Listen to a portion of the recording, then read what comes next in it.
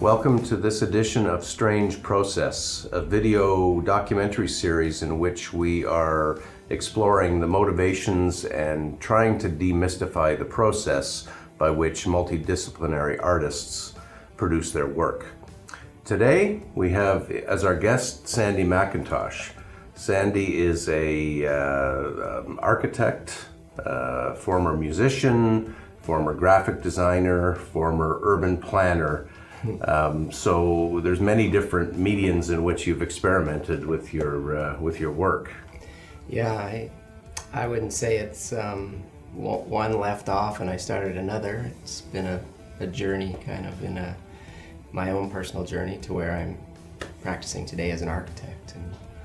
But you're still practicing as a graphic designer and as a musician? Yep, I think all those bits of what a creative outlets that I've had in the past are part of what I do today in some ways or another, and I sometimes go back and try to play music with some friends or get asked to play and fully enjoy that because it's such a part of a long period of time and effort that I had that it's something I need to do, and it's a good outlet, but definitely there's different focuses throughout my life, and architecture seems to be it's the career path I chose, so it's been the latest. But I wonder if we could explore amongst those different the different disciplines in which you've practiced. Is there some kind of thread of continuity? Is there something that you can identify as a process that might be similar? I think the underlying process, if you want to call it that, has been a desire or a need or something that is part of me that just needs to make things or create something. And whether it was conscious or eventually had become conscious choices is debatable, and part of it was just maybe my upbringing and the way my parents encouraged me to play the piano, or when I dropped that and bought my own guitar, always drawing things, enjoyed art class more than science class. But it's an interesting discussion because I think the older I get, the more I think all of it is understandable. Like whether it's science, I could be interested in being a doctor one day, just because I think it's a creative understanding of the world around us too. Creative process isn't necessarily limited to what we traditionally identify as the creative pursuits, like being a visual artist or being a musician. A doctor can be creative? I think so, and I think it's mostly about something that's special or unique at that moment in time. Something that you grab onto and make something of it, right? Mm-hmm. It sounds a little out there, maybe general. Well, I mean, it's generally considered to be a mystery. How do artists create? It's a mysterious process, but I think the more we talk about it and the more we explore it, we find that maybe it isn't as mysterious as we think. Maybe there is some sort of continuity or logic behind which, in the method by which an artist creates a piece of work. So, I mean, creativity can be in politics or medicine, it can be in any field, but specifically with an artist, say for a piece of graphic art or a piece of music, I'm presuming it starts with an idea. Yeah. And by which that idea is then tested and a process ensues on how to translate that idea into something which is an understandable, presentable end result. So is that correct? Do you think that's valid to say that? Yeah, I think so. I didn't go to school for graphic design. I think it was just something that I used to communicate an event or an idea. I think way back, I probably just started doing band posters. So you got a date, you got some information to communicate, but you also have a feeling or an idea or an image that strikes you that might relate to what you're doing that day of the event, right? So then you start to put it together on a piece of paper, and back then it was me at the photocopier and cutting and pasting things before graphic design became a computer exercise. Almost like a collage, right? So I don't know, for some reason that was fun to me, and it was more fun trying out stuff like that at lunchtime while I was at work, because I had a photocopier, access to stuff like that. So where does that initial idea usually come from, say for a piece of music or a building or a poster? Is it something you dream? Is it something do you have an aha moment? Here's an idea for a poster. Or is it part of the process itself? Does the idea come as part of the process? It's a good question. I think it could come from a dream, or it could come from an idea that you're just... A lot of times I think we see stuff that we like and we're inspired by it.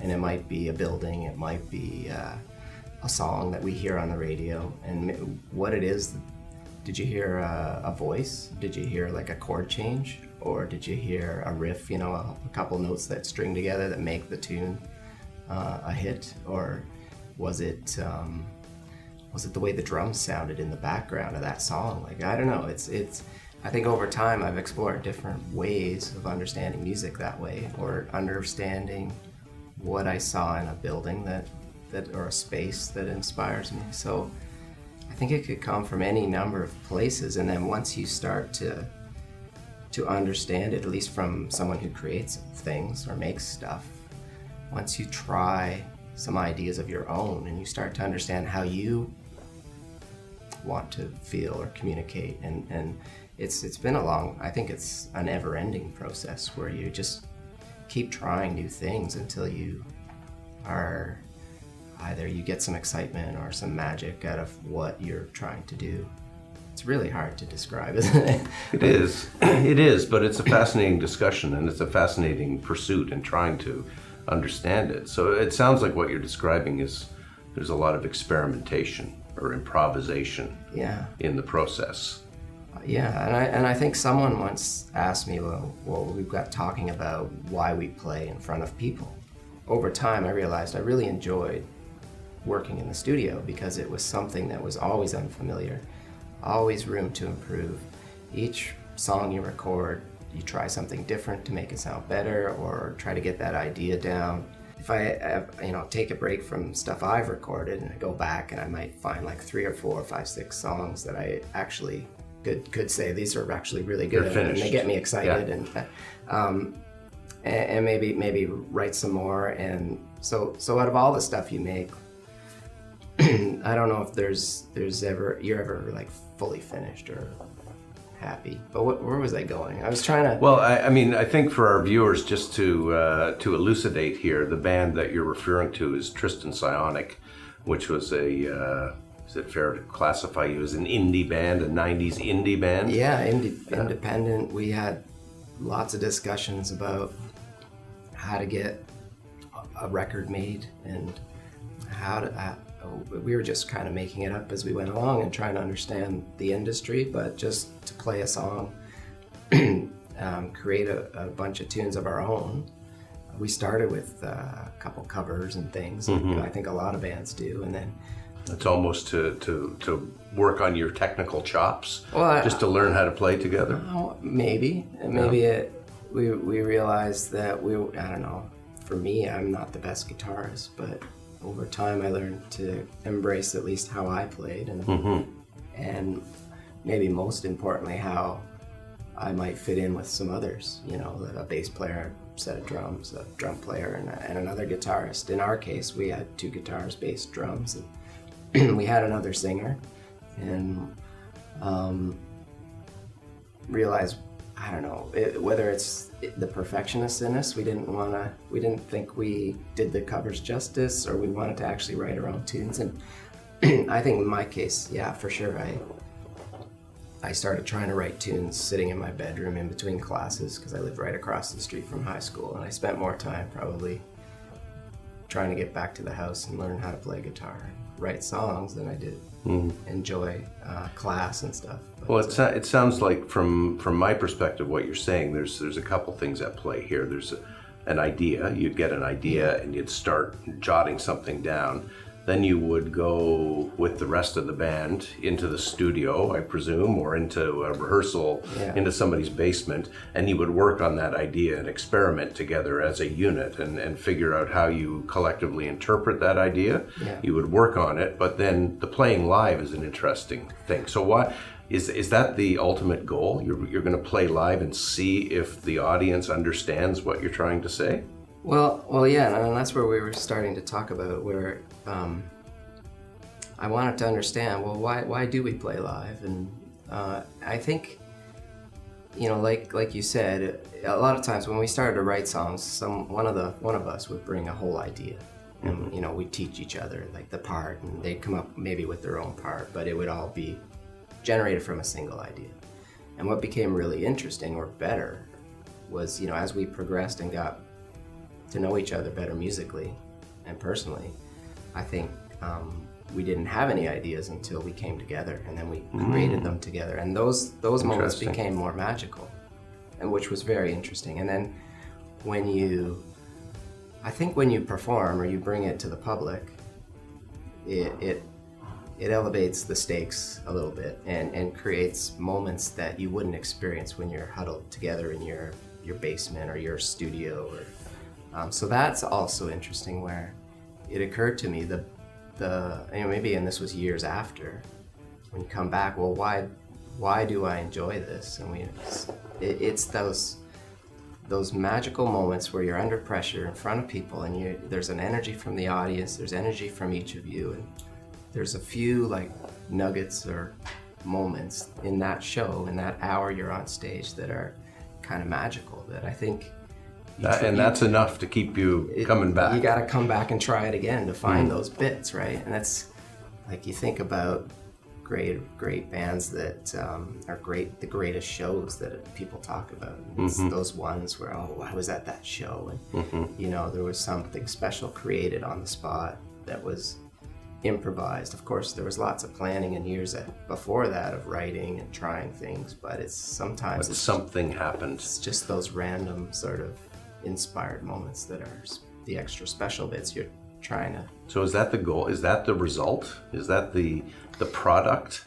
It can be, and I think I don't know, and I think we all have it as people. It's just we're intelligent and creative beings, and we want or need to. We all have this personality or this uniqueness, and we bring it. And it's about just embracing that and trying to be our individual selves. And I don't know, somehow when you bring it together with a group of people, there's other. I think with architecture, it's a really interesting thing. And I've been trying to think about this a lot. Why do I do what I do now as an architect? And I think it's, in a broader sense, if I could do anything, time permitting, I probably learn how to weld, I'd learn how to do this, but right now I can understand how to make space and create a building, and for a client, that's important. So if I can bring that skill and create something together with the client, or for the community, a better space, a better streetscape, a better plaza. I don't know. You know what I mean? I'm jumping all over. But but it's. I was just about to bring it back to architecture, because that's the most recent medium in which you're working. Yeah. So music and architecture, they both have a process of starting somewhere, following a process, and resulting in something. Yeah. Now in music, it sounds like maybe it's never really done. Like a song can evolve, and a song is different every time you perform it, and the experience you have performing it is different every night, potentially. Yeah. But with a piece of architecture, you have a client, which you don't have in music, generally. You might be commissioned to write something, but you have a client, you have constraints that potentially you wouldn't have as a musician. You could decide to throw an oboe in or a didgeridoo if you wanted to in a live performance of your song. But with a client, you have to, you you can experiment, but you ultimately are serving a specific person. And when it's finished, when it's built, it's done. You can't, rebuild it in a different way or reinterpret it.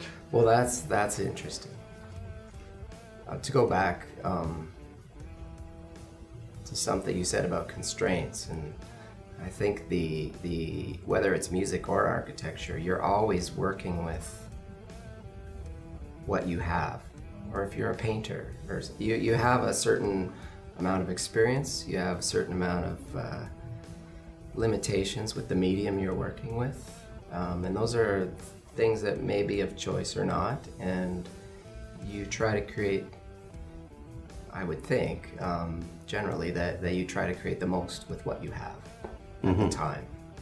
So when I started the record label, we had a couple cassette decks, and we could tape, 4 at a time, so we could man that cassette deck for 24 hours and that's how you were mass produce 25 copies, in an afternoon or something, and sell them and then make more, right? But you move on to whatever it is, maybe. So coming back to architecture, you've got a client, they've got a budget. I think there's a way to create better architecture and better ways of experiencing the buildings we live in and use. Think of them a little differently each time and create something a little better, and we learn from that and move on. And I think throughout history and there's lots of mistakes, and they're kind of frozen in time, or they crumble and get forgotten, and there's things that last forever, and they have value to learn from or take from. So the tools are changing too. I mean, like when you had to make cassettes one at a time on 2 decks, we used to draw things by hand in the architectural field, as you know. Then we moved on to AutoCAD, which is essentially just a digitally enhanced form of drafting. But now, some of the things that I know you've been experimenting with recently are really opening up the process to, I think, potentially more experimentation and more exploration and engagement with the client, and those being, Revit, building information modeling, where we can create a 3-dimensional, almost replica of a building, and then using simple virtual reality software, go inside the building and invite the client to also go inside. Is that changing things for you?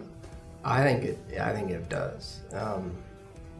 And you would think that you would not need to rely on maybe technology or something. Some people might think that way. I think it's been very interesting just using that stuff ourselves, where we're used to, as architects, drawing things in 2 dimensions, or like you said before, with pencil, whether it's on a computer, and imagining the 3D and the bigger picture in our own minds. But when we're talking to clients or others who don't look at 2-dimensional plans, those things can become very abstract. So in a very strange way, the abstract idea of virtual reality, and we put on these goggles and jump in the model,